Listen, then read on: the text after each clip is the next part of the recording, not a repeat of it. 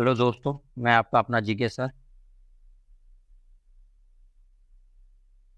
मैं उम्मीद करता हूँ आप लोग भी अच्छे होंगे और आप लोगों की स्टडी भी अच्छी चल रही होगी एग्जाम के वजह से।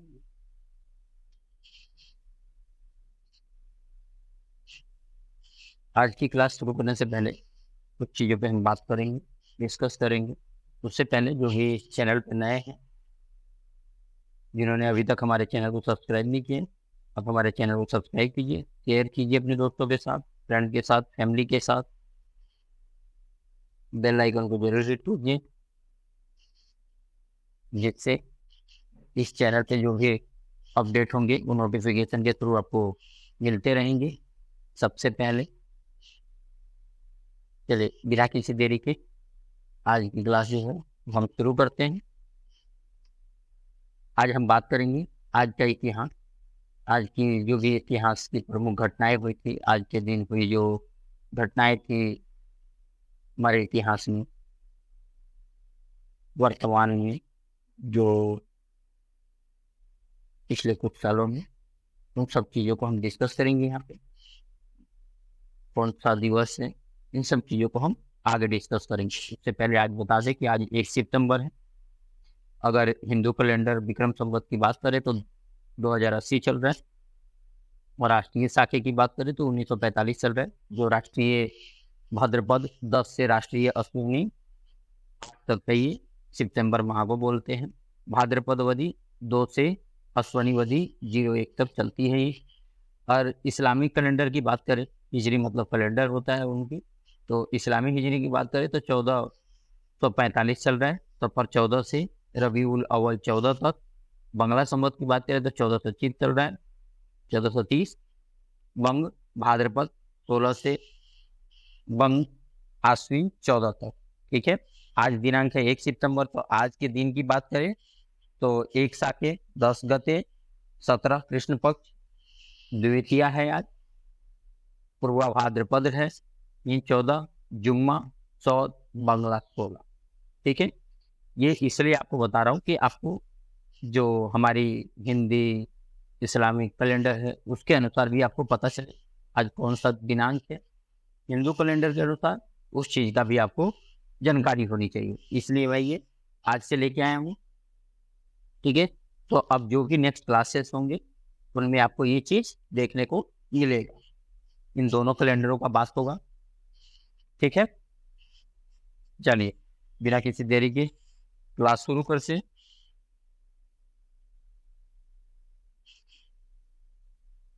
इस सिद्धांत की महत्वपूर्ण घटनाओं के बारे में हम डिस्कस करेंगे। तो आज जो है पीसा काउंसिल 15 से 11 में खुला था 1 सितंबर को।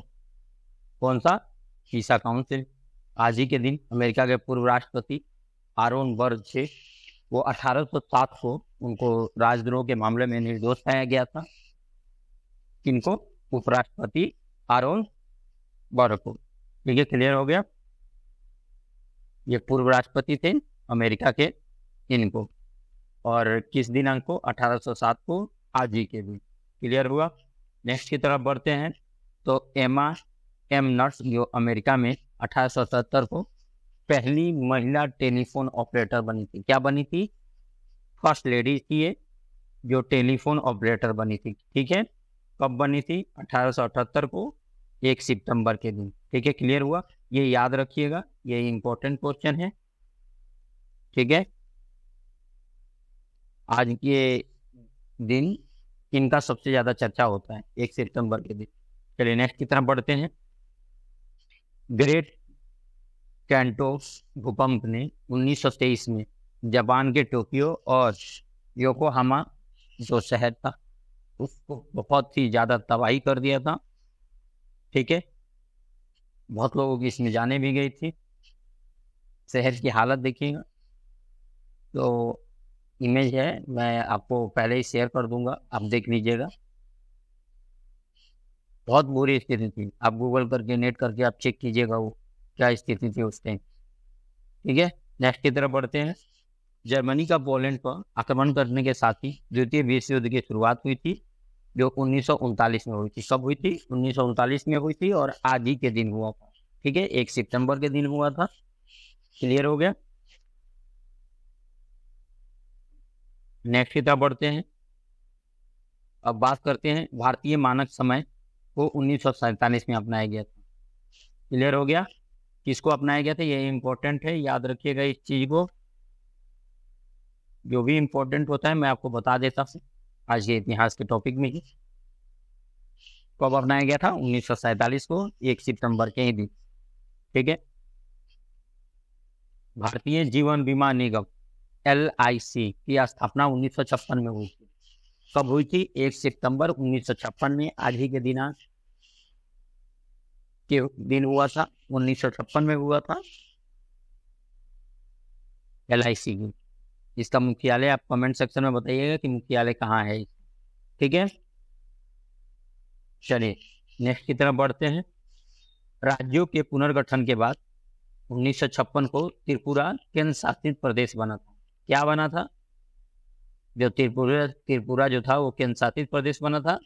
कब बना था, 1956 के राज्यों के पुनर्गठन के बाद।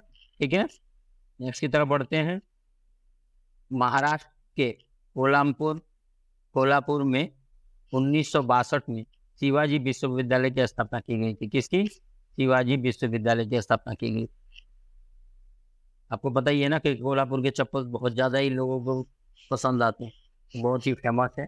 और भी जो चीज़ें आप कमेंट सेक्शन में बताइएगा, मैं भी देखना चाहता हूँ कि कोल्हापुर की और क्या क्या फेमस है। लेकिन सबसे ज़्यादा जो चर्चित है वो कोल्हापुरी चप्पल लोग बहुत ज़्यादा डिस्कस करते हैं। चलिए आगे बढ़ते हैं नेक्स्ट की तरफ। जो इंडियन ऑयल रिफाइनरी और इंडियन ऑयल कंपनी को 1964 में विलय करके इंडियन ऑयल कॉर्पोरेशन बनाई गई थी, ये याद रखिएगा। ठीक है, ये इसका तब डिस्कस होता है जब भी इंडिया में पेट्रोल के दाम बढ़ते हैं या घटते हैं, तब इसकी चर्चा होती है। तो ये चीज़ आपको पता होना चाहिए, ये इम्पोर्टेंट है। ठीक है, 1964 में 2 कंपनियों को मिला के एक कॉर्पोरेशन बनाई गई थी, इन दोनों को मर्ज कर दिया गया था। नेक्स्ट की तरफ बढ़ते हैं। मिस्र और लीबिया ने 1972 में फेडरेशन बनाया था। क्या बनाया था, फेडरेशन बनाया था। कौन कौन से देश, मिस्र और लीबिया। कब बनाए थे, 1972 में, 1 सितंबर को। चलिए नेक्स्ट की तरफ बढ़ते हैं। उत्तरी आयरलैंड में आयरियन रिपब्लिकन आर्मी ने 1994 में युद्ध विराम लागू किया था। क्या किया था, युद्ध विराम उन्होंने लागू कर दिया कि आज के बाद हम लड़ाई नहीं करेंगे। ठीक है, और युद्ध नहीं करेंगे। क्लियर हो गया आप लोगों को। चलिए नेक्स्ट की तरफ बढ़ते हैं। नेक्स्ट है साहित्यकार महाश्वेता देवी तथा पर्यावरणविद MC मेहता को 1997 में रेमन मैग्सेसे पुरस्कार प्रदान किया गया था। ये याद रखिएगा और बताइएगा कमेंट सेक्शन में कि रेमन मैग्सेसे अवार्ड जो है कौन सा देश आयोजित करता है।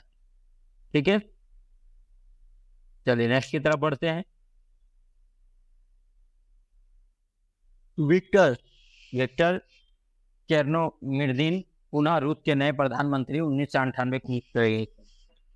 कौन, ये याद रखिएगा। विक्टर चेर्नोमिर्दीन जो थे वो रूस के नए प्रधानमंत्री जो थे वो 1998 में नियुक्त किए गए थे, 1 सितंबर को। नेक्स्ट की तरफ बढ़ते हैं।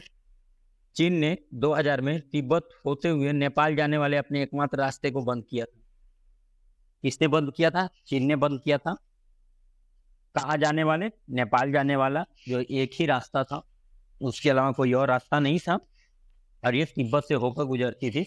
तो इसको चाइना वालों ने बंद कर दिया। होते तो साले हैं बहुत छोटे से, ऐसे वर्ड तो यूज नहीं करना चाहिए। ठीक है, पर बहुत हरामी है, बहुत ज़्यादा। आप भी अभी देख ही रहे होंगे कि हमेशा कुछ ना कुछ करते रहते हैं। जैसे नहीं होते क्लास में कुछ बच्चे होते हैं जो उंगली करते रहते हैं, हमेशा पढ़ने वाले बच्चों को भी उंगली करते रहते हैं। खुद तो पढ़ेंगे नहीं, दूसरे बच्चे को उंगली करते रहेंगे। लेकिन ये है कि खुद को डेवलप कर लिया है, दूसरे को उंगली करते रहते हैं कि वो आगे ना बढ़े। जैसे अभी हमारे देश के साथ ही कर रहे हैं। कभी अरुणाचल प्रदेश के कुछ से गाँव को अपने नक्शों में शो कर लेते हैं, उनका नाम दे देते हैं। ऐसे ही है। चलिए आगे बढ़ते हैं, हंसी मजाक से छोड़ के। नेक्स्ट की बात करते हैं। लीबिया और फ्रांस के बीच यूटीए विमान पर 1989 में हुई बमबारी में मारे गए लोगों के निकट संबंधियों को मुआवजा देने को लेकर 2003 में समझौता हुआ था। क्या हुआ था? 2003 में समझौता हुआ। क्लियर हो गया आप लोगों को? नेक्स्ट की तरफ बढ़ते हैं। पाकिस्तान के नए मानवाधिकार विशेषज्ञ मेहर खान विलियम को 2004 में संयुक्त राष्ट्र मानवाधिकार आयोग ने उच्चायुक्त नियुक्त किया था। क्या किया था? उच्चायुक्त नियुक्त किया था और 2004 में किया था, 1 सितंबर के दिन किया था। किनको? ये नाम याद रखिएगा, मेहर खान विलियम को। ठीक है, ये कौन थे? मानवाधिकार विशेषज्ञ थे। चलिए नेक्स्ट की तरफ बढ़ते हैं। सद्दाम हुसैन ने 2005 में सशर्त रिहाई की अमेरिका पेशकश ठुकरा दी थी। क्या किया था उन्होंने? सद्दाम हुसैन ने जो सशर्त रिहाई की जो अमेरिका की पेशकश थी उसको उन्होंने ठुकरा दिया था। कब? 2005 में 1 सितंबर के ही दिन। चलिए नेक्स्ट की तरफ बढ़ते हैं। जो फिजी के अपदस्थ प्रधानमंत्री लाइसेनिया कराचे 2007 को 9 महीनों के बाद राजधानी सुगा लौटे थे। कहाँ लौटे थे? सुगा लौटे थे। क्या नाम था उनका? अपदस्थ प्रधानमंत्री लाइसेनिया कराचे। ठीक है, क्लियर हुआ? 1 सितंबर के ही दिन लौटे थे। नेक्स्ट की बात करते हैं। तत्कालीन वित्त मंत्री पी चिदम्बरम ने डी सुब्बा राव की भारतीय रिजर्व बैंक के 22वें गवर्नर के रूप में नियुक्ति की घोषणा 2008 में की थी। इनको? पी चिदम्बरम जी को। ठीक है, ने जो उस टाइम के 2008 में जो पी चिदम्बरम वित्त मंत्री थे उस टाइम के, ठीक है, उन्होंने डी सुब्बा राव को जो था वो भारतीय रिजर्व बैंक के 22वें गवर्नर के रूप में नियुक्ति की घोषणा की थी। वो भी 2008 में किया था, आज ही के दिन किया था। नेक्स्ट की तरफ बढ़ते हैं। यूनियन बैंक ऑफ इंडिया ने 2008 में अपना लोगो बदल दिया था। ठीक है, यूनियन बैंक जो है वो अपना लोगो बदल दिया था 2008 में, आज ही के दिन बदला था, 1 सितंबर के ही दिन। वाइस एडमिरल निर्मल कुमार वर्मा को 2009 में भारतीय नौसेना का प्रमुख नियुक्त किया गया था। ठीक है, किसको? निर्मल कुमार वर्मा जी को। कब किया गया था? 2009 में किया गया था। नेक्स्ट की तरफ बढ़ते हैं। सर्वोच्च न्यायालय में जसवंत सिंह की किताब पर गुजरात में प्रतिबंध लगाए जाने के मामले में राज्य सरकार को 2009 में नोटिस दिया गया। ठीक है, क्लियर हो गया? किनकी किताब पे? जसवंत सिंह जी की किताब पे। चलिए नेक्स्ट की तरफ बढ़ते हैं। अब बात करते हैं 1 सितंबर को जन्मे उन व्यक्तियों के बारे में जिनका आज ही के दिन जन्म हुआ था। और आज इस क्लास में कौन कौन है जिनका आज ही के दिन जन्म हुआ था, उनका अवतरण हुआ था, कमेंट सेक्शन में बताइएगा। और उनको मेरी तरफ से हैप्पी बर्थडे, जन्मदिन की शुभकामनाएं आप सभी को जिनका आज जन्मदिन है। चलिए आगे बढ़ते हैं। भारतीय संगीतकार चेम्बई वैद्यनाथ भगवतार जी का जो जन्म था 1895 में, आज ही के दिन हुआ था। क्या नाम था? चेम्बई वैद्यनाथ भगवतार। ठीक है, ये क्या थे? संगीतकार थे, इनका आज ही के दिन जन्म हुआ था। प्रसिद्ध गौड़ीय वैष्णव गुरु तथा धर्म प्रचारक भक्ति वेदांत स्वामी प्रभुपाद का जन्म जो है 1896 में, आज ही के दिन 1 सितंबर को हुआ था। नेक्स्ट की बात करते हैं। जाने माने भूगोलवेत्ता जो लक्ष्मी नारायण उपाध्याय जी थे, उनका जन्म भी आज ही के दिन 1901 में हुआ था। भारतीय सिनेमा के खलनायक अभिनेता के.एन. सिंह जी का जन्म 1908 में आज ही के दिन हुआ था, 1 सितंबर के ही दिन। प्रसिद्ध साहित्यकार फादर कामिल बुल्के जी का जन्म जो है आज ही के दिन 1909 में हुआ था। बात करें भारतीय क्रिकेटर माधव मंत्री जी का, उनका भी जन्म आज ही के दिन 1921 को हुआ था। मशहूर पटकथा लेखक, नाट्य निर्देशक, कवि और अभिनेता हबीब तनवर जी का जन्म 1923 को आज ही के दिन 1 सितंबर को हुआ था। नेक्स्ट की तरफ बढ़ते हैं। राजस्थान भाषा के प्रसिद्ध साहित्यकार विजयदान देसा जी का जन्म जो है आज ही के दिन 1926 में 1 सितंबर को हुआ था। बहुआयामी व्यक्तित्व के धनी और प्रसिद्ध साहित्यकार राही मासूम रजा जी का जन्म जो है 1 सितंबर को ही 1927 को हुआ था। हिंदी के कवि और गजलकार जो दुष्यंत कुमार जी थे, उनका जन्म 1933 को 1 सितंबर के ही दिन हुआ था। भारत के राजनीतिज्ञों में से एक पीएस संगमा जी का जन्म जो है 1947 में 1 सितंबर के ही दिन, आज ही के दिन हुआ था। भारतीय अभिनेत्री पद्मा लक्ष्मी जी का जन्म जो है 1970 में आज ही के दिन 1 सितंबर को हुआ था। मशहूर धारावाहिक अभिनेता राम कपूर जी का जन्म जो है 1973 में आज ही के दिन 1 सितंबर को हुआ था। बात करते हैं आज के दिन किन व्यक्तियों का निधन हुआ था, इनके बारे में बात कर लेते हैं। सिखों के तीसरे गुरु अमरदास जी का निधन जो है 1574 में आज ही के दिन हुआ था। ठीक है। एग्जिट पोल के जनक और टेलीफोन सर्वे में सैंपलिंग मेथड विकसित करने में मददगार वार्डेन मिटोफेस्की का निधन 2006 को हुआ था। ये याद रखिएगा, इनके बारे में जानकारी होना चाहिए। जब भी इलेक्शन आता है इनकी जरूरत होती है एग्जिट पोल के लिए। ठीक है ना, या किसी भी चीज का हो, ये नहीं कि हम केवल एक चीज का बोल सकते हैं कि इलेक्शन में ही, लेकिन इलेक्शन में बहुत ज्यादा चर्चा होती है एग्जिट पोल का। ये चीज पे ध्यान दीजिएगा, ये बहुत इंपॉर्टेंट है। नेक्स्ट की तरफ बढ़ते हैं। बाटा तो कंपनी के सीईओ रहे थॉमस जे बाटा जी का निधन 2008 में आज ही के दिन हुआ था। चलिए नेक्स्ट की तरफ बढ़ते हैं और बात करते हैं आज के महत्वपूर्ण अवसर दिवस कि आज क्या है, कौन सा दिवस है, इसके बारे में हम डिस्कस करते हैं। तो बात करते हैं राष्ट्रीय पोषाहार दिवस।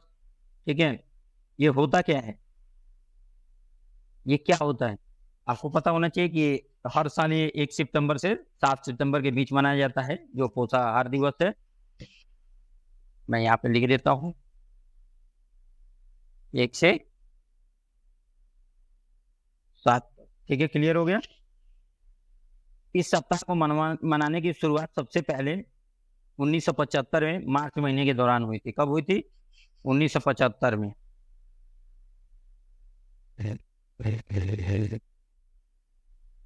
1975 में शुरू हुई थी। ठीक है,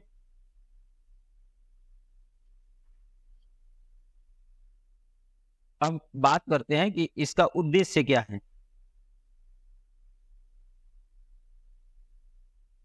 ठीक है, और क्यों मनाया जाता है। इसका मनाने का एक ही कारण है, ये इस कार्यक्रम के दौरान प्रबंधकों के साथ मताओं की बैठकें हो, ब्लॉक जिला मतलब हर स्तर पे हो। ये नहीं कि बड़े लेवल पे हमने एडवर्टाइजमेंट चला दिया इस चीज का, नहीं, हर स्तर पे इसका बातचीत हो। समुदाय में IBCF प्रथाओं में परिवर्तन लाने और जागरूकता बढ़ाने के लिए आंगनबाड़ी केंद्रों में ग्रामीण स्तर पर ग्राम स्वास्थ्य और पोषण दिवस आयोजित किया जाता है। इसके अलावा सरकार ने भी ये आंगनबाड़ी चालू किया। ठीक है, मिड डे मील, स्कूलों में खाना, ये सब कुछ। इसके अलावा सार्वजनिक सुविधाओं में स्तनपान प्रबंधन केंद्रों पर राष्ट्रीय दिशा निर्देश हाल ही में जारी किए गए हैं ताकि स्तनपान प्रबंधन केंद्रों की स्थापना को और आसान बनाया जा सके, बीमार और समय से पूर्व जन्मे बच्चों को सुरक्षित मानव स्तन दूध मिल सके। आपको पता ही है कि माँ का दूध कितने पौष्टिक होता है बच्चों के लिए, और उसके लिए लोगों को जागरूक करना होता है क्योंकि माँ को भी पोषण की बहुत जरूरत होती है। इसमें स्तनपान के बारे में जानकारी देना, आहार के बारे में जानकारी देना, ये सब कुछ इसके अंदर होता है। इस चीज के बारे में लोग डिस्कस करते हैं। अब मनाया क्यों जाता है, क्योंकि भारत देश की जो अधिकतर आबादी है वो युवा है, आपको पता है ना। लेकिन कहीं ना कहीं आज का युवा जो है अपने काम को लेकर इतना व्यस्त हो गया है कि वह व्यवस्था के बीच खुद की सेहत का ध्यान भी नहीं रख पाता है। ऐसे में युवाओं से लेकर हर उम्र के लोगों को अपने स्वास्थ्य और सेहत के प्रति जागरूक करने के लिए राष्ट्रीय पोषण सप्ताह मनाया जाता है। अब बात करते हैं इसका इतिहास क्या है। इसकी जो मनाने की शुरुआत आपको बता दिया कि 1975 में होता है, मार्च के महीने में शुरू हुई थी। इस दौरान जन जागरूक को बढ़ाने के लिए अमेरिका डायटेटिक एसोसिएशन ने अपनी बात सबके सामने रखी थी, जिसके बाद इस बारे में सभी तरह चर्चाएं शुरू होने लगी और आखिरकार साल 1980 में एक सप्ताह तक चलने वाली यह अभियान 1 महीने तक चलता रहा। आखिरकार साल 1982 में फैसला किया गया कि 1 सितंबर से 7 सितंबर के बीच हर साल राष्ट्रीय पोषण सप्ताह के रूप में मनाया जाएगा। यही है इसका इतिहास। ठीक है, क्लियर हो गया। चलिए नेक्स्ट बात करेंगे गुट निरपेक्ष दिवस जो है और इसके आंदोलन कहाँ से शुरू हुई थी, इसका इतिहास क्या है। ठीक है, तो बात करते हैं गुट निरपेक्ष दिवस के बारे में। ठीक है, अब डिस्कस करते हैं कि ये है क्या। तो राष्ट्रों की एक अंतर्राष्ट्रीय संस्था है जिन्होंने निश्चय किया कि विश्व के वे किसी भी पावर ब्लॉक के संग या विरोध में नहीं रहेंगे। यह आंदोलन भारत के प्रधानमंत्री पंडित जवाहरलाल नेहरू, मिस्र के पूर्व राष्ट्रपति गमाल अब्दुल नासिर और यूगोस्लाविया के राष्ट्रपति टिंटो, जो इंडोनेशिया के राष्ट्रपति डॉक्टर सुब्रमण्यम एवं घाना क्वामे नक्रुमा का आरंभ किया हुआ था। इसकी स्थापना अप्रैल 1961 में हुई थी। कब हुई थी? 1961 में। 1961 में इसकी शुरुआत हुई थी और 2012 तक इसमें 120 सदस्य हो चुके थे। सरेटा घोषणा 1979 के अनुसार इस संगठन का उद्देश्य गुट निरपेक्ष राष्ट्रों की राष्ट्रीय स्वतंत्रता, सार्वभौमिकता, क्षेत्रीय एकता एवं सुरक्षा को उनके साम्राज्यवाद, औपनिवेशिकवाद, जातिवाद, रंगभेद एवं विदेशी आक्रमण, शहर अधिकरण, हस्तक्षेप आदि मामलों के विरोध उनके युद्ध के दौरान सुनिश्चित करना है। इसके साथ ही किसी पावर ब्लॉक को पक्ष या विरोध में ना होकर निष्पक्ष रहना है। ये संगठन संयुक्त राष्ट्र के कुल सदस्यों की संख्या का लगभग 2/3 है एवं विश्व के कुल जनसंख्या के 55% का भाग प्रतिनिधित्व करता है। खासकर इसमें तृतीय विश्व युद्ध यानी विकासशील देश सदस्य हैं। क्लियर हो गया। जो ये ब्यूरो है न्यूयॉर्क संयुक्त राष्ट्र में है, सदस्य जो है 120 है। ठीक है, और 17 सदस्य जो हैं ऑब्जर्वर्स में थे। अगर नेता की बात करें महासचिव की, तो उसने मुबारक है, स्थापना जो हुई थी 1 सितंबर 1961 में हुई थी। ठीक है, क्लियर हो गया। बस आज के लिए इतना ही, फिर मिलते हैं नेक्स्ट वीडियो में। तब तक के लिए बाय बाय।